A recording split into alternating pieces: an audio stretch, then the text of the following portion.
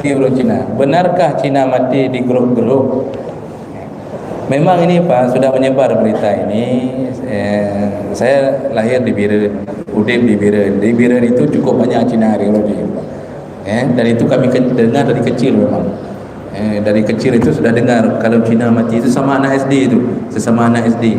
Yang Cina mati dia dikurung, ditutup pintu, dikunci, lalu dia akan mengamuk dalam kamar itu.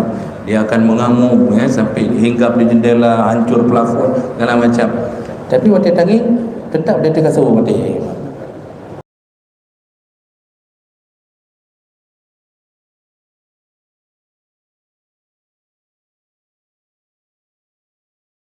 Di grup Cina. Benarkah Cina mati di grup-grup?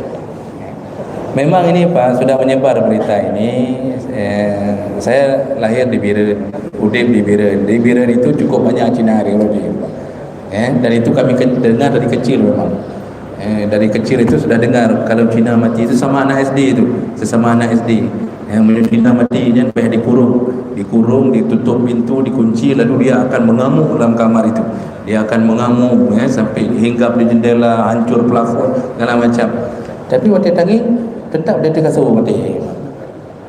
Apakah benar begitu? Ada benar, ada salahnya. Benarnya memang orang kafir kalau meninggal Pak, berdasarkan hadis Nabi, malaikat ketika mendatangi orang kafir itu tidak mencabut nyawa seperti lembutnya mencabut nyawa pada orang mukmin.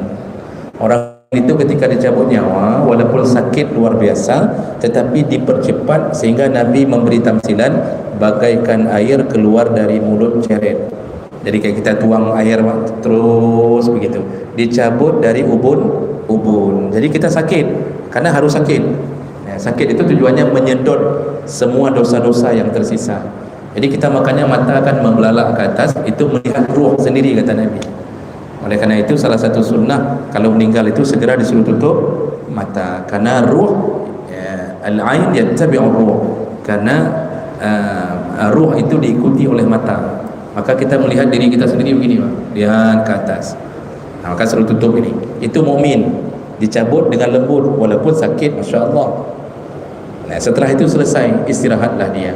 Begitu malaikat mendatangi, ini hadis riwayat Ahmad, mendatangi orang kafir, malaikat tidak langsung cabut, tapi digertaknya dengan kalimat akhriju anfusakum, keluar kata malaikat. Jadi itu bahasa dalam hadis. Tebit oleh malaikat. Nyawa, ruh, begitu malaikat mau datang, dia digertak oleh malaikat dengan bentuk yang mengerikan Pak. Nyan hana itu hodaju. Karena dia yakin begitu dia keluar dimulailah siksa demi siksa. Jadi bahagianya sudah berakhir. Di situ mulai siksa. Makanya ketakutan itu yang membuat tersiksanya ruh. Tetapi semua kejadian itu pada ruh, bukan pada badan. Jadi menyata pegah mengerikan, ya benar. Tapi kalau sampai terloncat-loncat, dia mengamuk dalam kamar, itu tidak benar juga. Jadi orang yang ke Cina mati mengamuknya cinging tiga, betul Tuhan. Siapa yang sudah pernah membuktikan Cina meninggal mengamuk? Siapa Pak? Tidak ada juga kan? Tanya kan dari ubud kita dengar-dengar kan? Jadi itu betul, tapi mengerikannya pada ruh, bukan badan yang panca-panca. Buktinya apa? Fir'aun mati juga begitu, santai saja. Tak pun terloncat-loncat. Fir'aun lebih zalim daripada Cina. Semua orang-orang zalim itu matinya tak nampak pun, tapi ruhnya yang disiksa. Begitu ininya, yang sepanjang yang saya tahu, wallahu a'lam bishawab. Anak tu badan tersiksa badan, nanti mulai siksa setelah masuk ke alam kubur. Kemudian pertanyaan kedua, apa tadi Pak Rius? Orang puasa tidak salat, ini tersiksa juga, karena salah satu tadi yang menyebabkan siksa meninggalkan perintah Allah. Orang puasa tidak salat itu diterima tidak puasanya Pak? Puasanya sah tapi tidak diterima. Sah puasa orang hana semayang, karena syarat sah puasa tidak masuk tentang solat. Rukun puasa dua, niat dengan menahan diri dari semua yang membatalkan puasa. Berarti asal dua perkara ini dia dapat sah, tapi dia tidak salat, berarti sah. Tapi apa terjadi? Tidak diterima puasanya. Kenapa? Ada hadis Nabi yang mengatakan, "Man lam yada' qaula az-zur wal 'amal bihi falaysa lillahi hajatun fi ayyada' ta'amahu wa syarabah." Siapa yang berpuasa tapi tidak meninggalkan maksiat mulut dan juga tidak meninggalkan perbuatan keji, maka tidak usah puasa.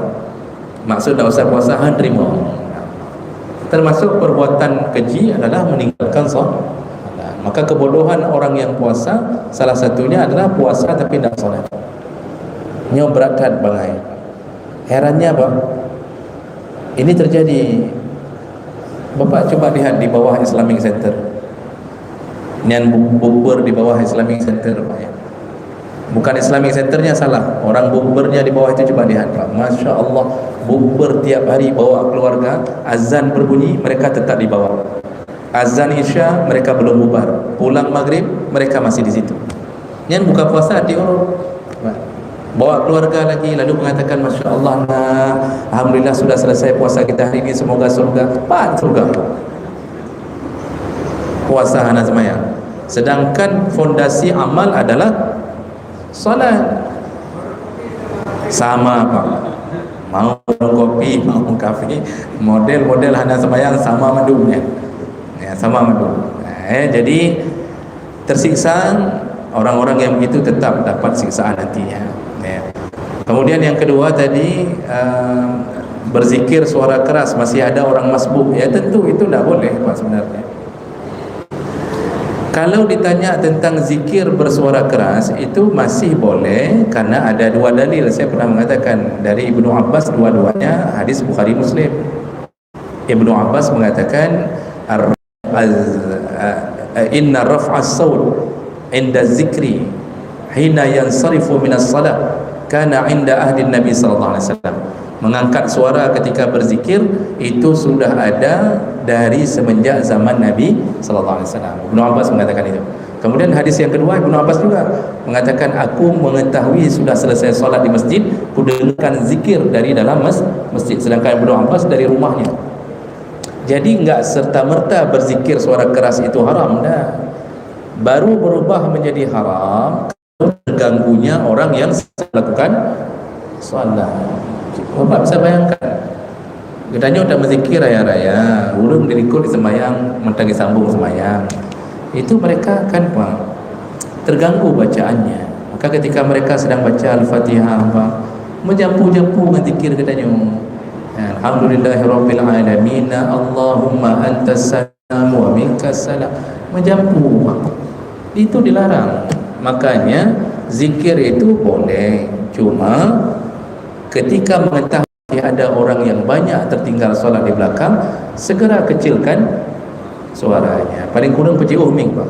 Jadi kasih jauh mic-nya sedikit. Jangan terlalu besar yang mengganggu mereka. Itu disepakati oleh para ulama. Karena tidak boleh amalan sunnah mengganggu yang wajib. Zikir itu kan sunnah. Sedangkan orang masbuk masih melakukan yang wajib aja. Ya. Baik, kemudian pertanyaan ke berikutnya. Pak Awan tanya menyangkut membaca Al-Muluk, tidak dilanjutkan. Oh iya, baca surat Al-Muluk tapi tidak langsung ketika mau tidur, bacanya habis Isya. Jadi bahasa sebelum tidur itu bahasa setelah salat Isya. Bukan ketika sudah menguap. Kakak dan nonton, kakak dengar dia, oh mah kalau aku baca surah Al-Muluk, dalam dengar dah baca surah Al-Muluk, iplung kedih bayasin tiga, iplung bakahfi tiga. Bukan begitu. Baca sebelum tidur itu maksudnya dari setelah solat Isya. Jadi dia dawamkan habis solat Isya langsung baca surah Al-Muluk. Tak mesti di atas kasur. Ya. Nabi biasanya tidur kapan, Pak? Ya, Nabi tidur setelah solat Isya. Ya, jadi Nabi habis salat Isya langsung baca. Ya. Nabi tidur habis salat Isya. Nabi tidak duduk di kedai kopi. Ya. Hai, bukan tidak boleh duduk di kedai kopi, selama itu halal, daripada Haji Muhammad akan ke kedai kopi. Cuma jangan sampai melalaikan waktu ibadah. Itu saja kuncinya. Silakan duduk, tapi lakukan dulu isya. Duduk sebentar dan jaga apa istilahnya adab-adab ya, dengan rumah tangga juga. Kadang-kadang isteri membutuhkan kita di rumah. Tanya nak ada wawa kedai kopi sampai padua di ulung rumah. Kadang-kadang meh nak cerita ya bawa benda-benda anak ke mati tiru anak kena cerita. Ya. Jadi tidur setelah salat isya terbaik. Hanya langsung baca habis salat isya, anda mesti ketika sudah sangat. Pertanyaan terakhir, Pak Umar, ada tempat ada Pak Menang menjelang imam oh iya, imamnya kadang-kadang terlalu cepat ya, imam terlalu cepat sehingga kita makmum tak sempat membaca doa itu. Pak, imam sudah salam, kita masih boleh bertahan, Pak. Anda mecih begitu langsung imam Assalamualaikum, Assalamualaikum, kita langsung Assalamualaikum, Assalamualaikum, tak mesti. Kita boleh bertahan sampai selesai bacaan kita. Cuma jangan terlalu jauh jaraknya. Jangan sampai imam sudah selesai ba'diyah kita masih ngendoanya. Apa dulu lagi. Kalau terpisah cuma semenit ya, 2 menit itu tidak apa-apa, insyaallah. Masih dibolehkan. Maka habiskan bacaan doa-doa tadi. Imam juga seharusnya dia duluan membaca. Kalau dia duluan membaca kan waktunya kan otomatis kan tidak jauh dari imam, dari makmum. Kemungkinan besar yang terjadi begitu, imam hendak baca doanya. Makmum kena baca, imam hendak baca. Makanya imam dulu yang harus menghafal doa tersebut. Jadi kalau bedanya tidak terlalu jauh, tidak apa-apa. Kita boleh menyelesaikan bacaan kita. Baik, demikian Bapak Ibu, kita cukupkan. InsyaAllah kita bertemu kembali di bulan-bulan berikutnya setelah Hari Raya. Selamat melanjutkan kesempurnaan Ramadan dan selamat berhari raya, dan semoga Allah menerima amal kita dan semoga kita dikumpulkan kembali di dalam surganya. Amin ya rabbal alamin. Subhanakallahumma bihamdik asyhadu an la ilaha illa anta astaghfiruka wa atubu ilaik. Wassalamualaikum warahmatullahi wabarakatuh.